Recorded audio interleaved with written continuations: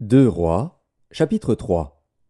Joram, fils d'Akab, régna sur Israël à Samarie, la 18e année de Josaphat, roi de Juda. Il régna 12 ans. Il fit ce qui est mal aux yeux de l'Éternel, non pas toutefois comme son père et sa mère. Il renversa les statues de Baal que son père avait faites. Mais il se livra au péché de Jéroboam, fils de Nébat, qui avait fait pécher Israël, et il ne s'en détourna point. Mécha, roi de Moab, possédait des troupeaux, et il payait au roi d'Israël un tribut de 100 000 agneaux et de 100 000 béliers avec leur laine. À la mort d'Akab, le roi de Moab se révolta contre le roi d'Israël. Le roi Joram sortit alors de Samarie et passa en revue tout Israël. Il se mit en marche, et il fit dire à Josaphat, roi de Juda, « Le roi de Moab s'est révolté contre moi. Veux-tu venir avec moi attaquer Moab ?» Josaphat répondit, « J'irai, moi comme toi, mon peuple comme ton peuple, mes chevaux comme tes chevaux. » Et il dit, « Par quel chemin monterons-nous » Joram dit, « Par le chemin du désert d'Édom. » Le roi d'Israël, le roi de Juda et le roi d'Édom partirent. Et après une marche de 7 jours, ils manquèrent d'eau pour l'armée et pour les bêtes qui la suivaient. Alors le roi d'Israël dit, « Hélas, l'Éternel a appelé ces 3 rois pour les livrer entre les mains de Moab. » Mais Josaphat dit, « N'y a-t-il ici aucun prophète de l'Éternel par qui nous puissions consulter l'Éternel » L'un des serviteurs du roi d'Israël répondit, « Il y a ici Élisée, fils de Shaphat, qui versait l'eau sur les mains d'Élie. » Et Josaphat dit, « La parole de l'Éternel est avec lui. » Le roi d'Israël, Josaphat et le roi d'Édom descendirent auprès de lui. Élisée dit au roi d'Israël, « Qu'y a-t-il entre moi et toi ? Va vers les prophètes de ton père et vers les prophètes de ta mère. » Et le roi d'Israël lui dit, « Non, car l'Éternel a appelé ces 3 rois pour les livrer entre les mains de Moab. » Élisée dit, « L'Éternel des armées, dont je suis le serviteur, est vivant.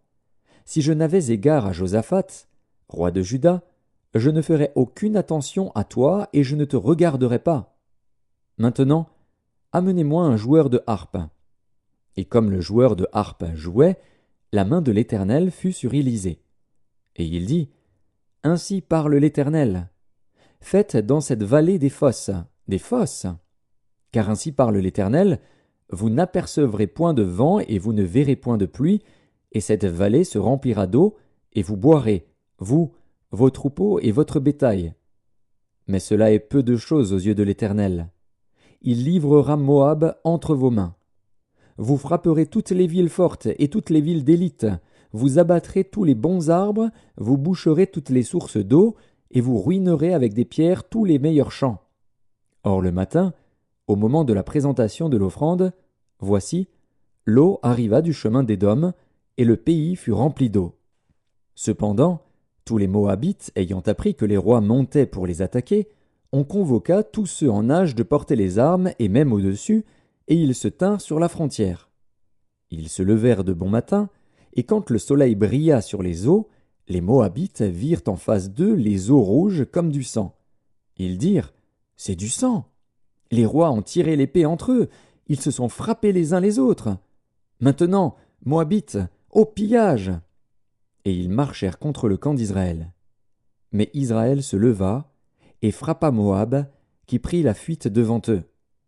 Ils pénétrèrent dans le pays et frappèrent Moab. Ils renversèrent les villes, ils jetèrent chacun des pierres dans tous les meilleurs champs et les en remplirent, ils bouchèrent toutes les sources d'eau et ils abattirent tous les bons arbres. Et les frondeurs enveloppèrent et bâtirent Kir-Hareset, dont on ne laissa que les pierres. Le roi de Moab, voyant qu'il avait le dessous dans le combat, prit avec lui 700 hommes tirant l'épée pour se frayer un passage jusqu'au roi d'Édom. Mais ils ne purent pas. Il prit alors son fils premier-né, qui devait régner à sa place, et il l'offrit en holocauste sur la muraille. Et une grande indignation s'empara d'Israël, qui s'éloigna du roi de Moab et retourna dans son pays.